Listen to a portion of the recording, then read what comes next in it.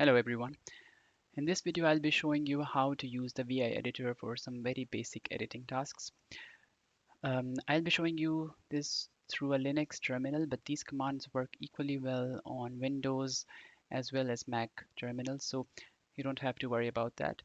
We can open the VI editor by simply typing the VI command and then giving the name of the file.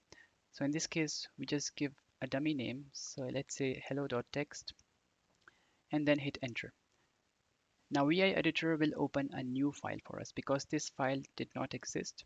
So it has created a new file with hello.txt. Now in order to start typing my message inside this file, all we have to do is that we hit the I key, I for insert. Now we are in the insert mode. Now we can start typing saying that, hey everyone, I am the coolest editor ever. Now we have this text inside the file.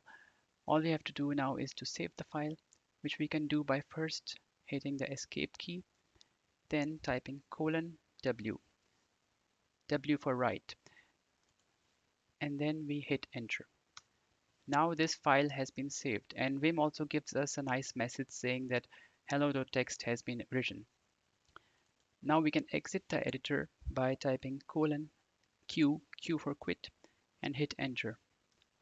Now we have exited the editor. So we have successfully edited the file, saved the file. Now just to verify it once again, all we can do is that we can type again vi hello.txt and then to see has the text really been saved. And here you can see that the text has really been saved. So there you go. You have learned how to use the coolest editor ever. If you like this video, give it a thumbs up and see you in the next video. Bye bye.